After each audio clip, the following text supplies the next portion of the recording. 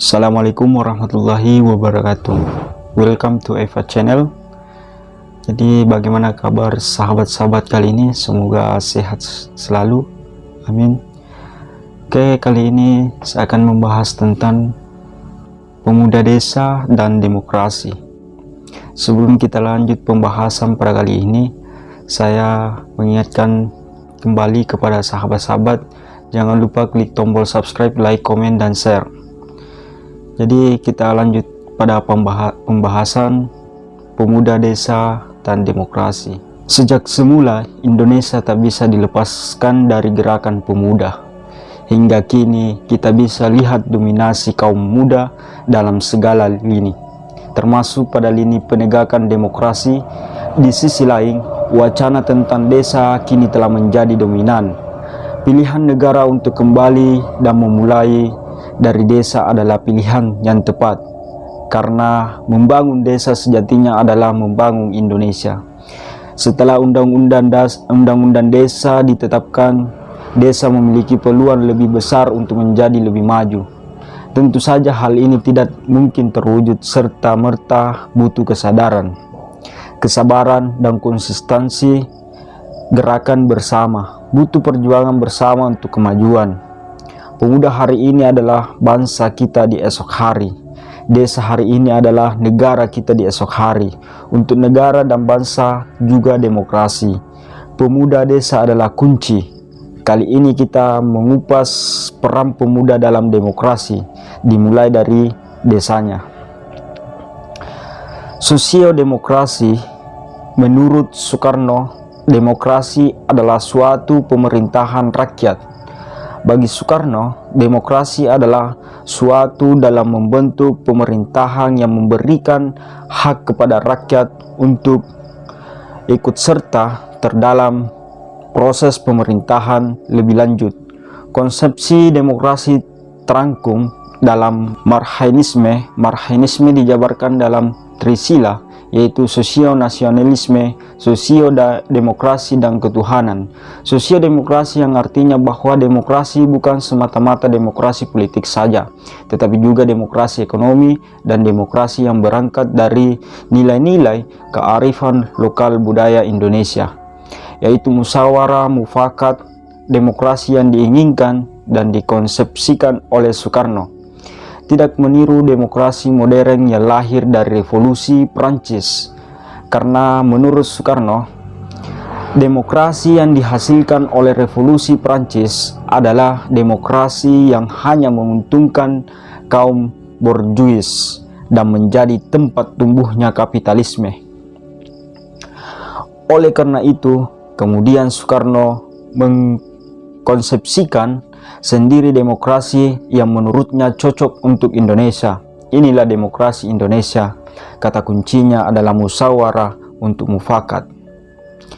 Tertuang pula pada sila keempat Pancasila menurut filsuf dan sosiologi asal Jerman Jürgen Habermas, musyawarah untuk mufakat, musyawarah untuk mencapai konsensus bersama, disebut demokrasi deliberatif. Demokrasi deliberatif adalah model demokrasi yang legitimasi hukumnya diperoleh dari diskursus yang terjadi dalam dinamika masyarakat sipil, agar partisipasi masyarakat dalam membentuk aspirasi dapat dihargai secara setara, sehingga partisipasi publik menjadi syarat mutlak dalam demokrasi deliberatif. Partisipasi menjadi kunci untuk mencapai mufakat, sehingga sekali lagi dalam demokrasi Indonesia partisipasi menjadi kunci. Desa hari ini, Budiman Sujatmiko dalam suatu diskusi pernah mengungkapkan bahwa setelah undang-undang desa ditetapkan, setidaknya desa memiliki ruang, uang, dan wewenang yang lebih besar dibanding sebelumnya. Ruang adalah aset yang dimiliki, baik yang ada di dalam tanah, air mineral, bahan tambang, dan lain sebagainya, yang berdiri di atas tanah, lahan, bangunan, dan lain sebagainya, hingga yang berada di atas tanah, udara, iklim, matahari, dan lain sebagainya. Uang tentu saja terikat besaran anggaran dana desa APBN, alokasi dana desa APBD, dan sumber dana lainnya. Yang ketiga adalah wewenang. Wewenang untuk mengelola ruang dan uang. Ketiga hal ini kemudian memunculkan peluang untuk merubah wajah desa lebih baik ke depannya. Namun dalam pelaksanaannya tidaklah mudah. Semua masih tergantung pada kualitas sumber daya manusia, aparatur pemerintahan desa. Hingga kini, supradesa sebutan untuk pihak di luar pemerintah desa, baik pemerintah kabupaten, provinsi, hingga pemerintah pusat. Melalui kementerian dan organisasi perangkat daerah terus berfokus pada peningkatan kapasitas aparatur pemerintahan desa.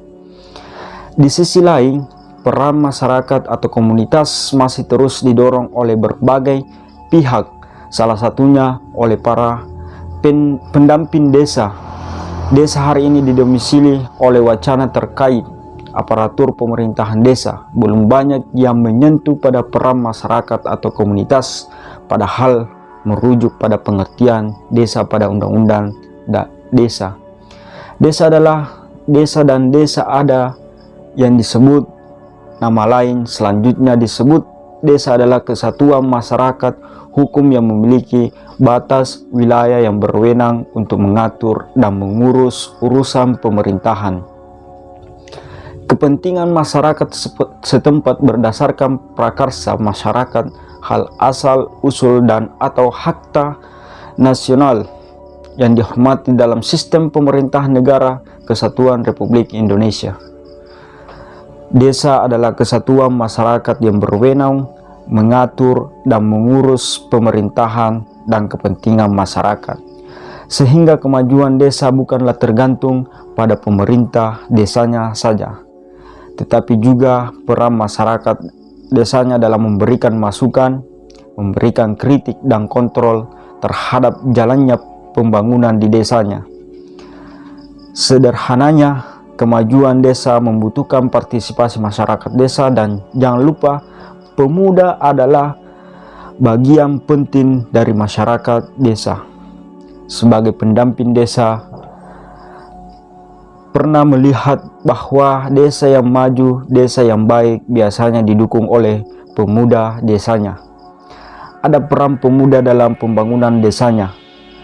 Kita juga pernah melihat adanya gap antara desa yang cukup lebih antara desa yang melibatkan pemuda dan yang tidak.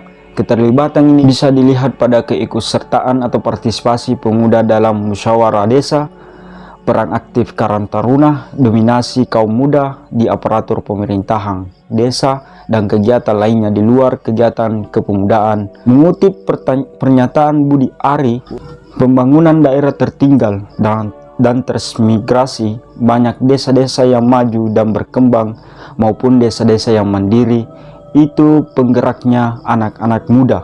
Banyak desa-desa yang maju karena penggeraknya anak-anak muda. Demikian pula untuk desa-desa di kabupaten, pemuda minoritas kreatif. Terlalu banyak pula puji heroik kepada pemuda. Pemuda sebagai harapan bangsa lah, pemuda sebagai masa depan bangsa, sebagai penuntulah pembangunan dan sebagainya.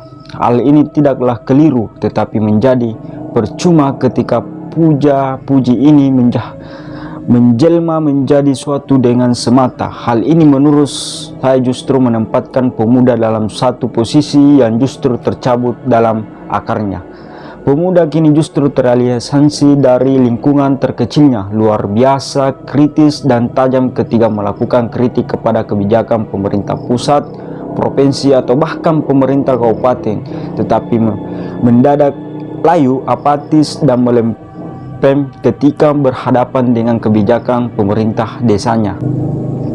Arnold J. Toynbee dalam I Study of Story mengungkapkan bahwa peradaban perkembangan melalui responsi dan challenge, ada tantangan, ada respon, dan dalam membangun respon termasuk pelaksanaannya sangat tergantung dari apa yang disebut Toynbee sebagai kreatif minoritas atau minoritas kreatif.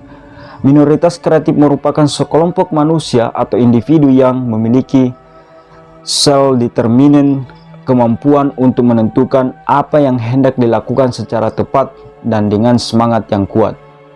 Bukan hanya memiliki self-determined, melainkan mereka juga mempunyai kreativitas untuk menggapai lingkungan alamiah dan sosial. Dalam jumlah memang sedikit, namun mereka berperan vital sebagai pantauan atau pemandu masyarakat kebanyakan dalam menggapai tantangan zaman. Dan pemuda desa berpeluang dan harus mampu menjadi minoritas kreatif di desanya. Selanjutnya, pemuda desa dan demokrasi. Menurut Alvin Toffler dalam Power Shift, menggunakan bahwa di abad 21 kekuatan pengetahuan akan menjadi kuasa baru dalam perubahan peradaban. Dan ini jika digabungkan dengan teori dari Toynbee, bisa didorong oleh minoritas kreatif. Pemuda adalah bagian dari komponen masyarakat yang mempunyai daya nalar sekaligus daya kritis yang kuat. Maka peran pemuda dalam menggerakkan dan menegakkan demokrasi menjadi vital, dimulai dari lingkungan terkecilnya, desa. Maka inilah seruan kami untuk pemuda desa memperbaiki dan memajukan Indonesia haruslah dimulai dari lingkungan terkecilmu. Zaman sudah berubah, jangan berhenti pada melakukan protes dan kritik tanpa ikut berpartisipasi aktif dalam musyawarah desa. Bangun wacana untuk perbaikan desamu, mulai mengorganisir diri dan masuklah dalam sistem pemerintahan dan kelembagaan desa. Tentu saja dengan cara yang santun, menghargai satu sama lain dan elegan, untuk desa yang lebih baik, untuk Indonesia yang lebih baik ke depan. Karena pemuda hari ini adalah bangsa kita di esok hari, desa hari ini adalah negara yang kita di esok hari. Untuk negara dan bangsa juga demokrasi, pemuda desa adalah kunci. Jadi itulah tadi pembahasan mengenai pemuda desa dan demokrasi. Jadi untuk teman-teman atau sahabat-sahabat, ketika ada kata-kata yang saya salah ucap, mohon dimaafkan. Dan sekali lagi saya ingatkan kembali bahwa jangan lupa klik tombol subscribe, like, komen, dan share sebanyak-banyaknya untuk lebih maju dan lebih berkembang channel kami. Dan nantikan video-video selanjutnya dari kami. Akhiri dengan ucapan wallahul muwaffiq. Wassalamualaikum warahmatullahi wabarakatuh.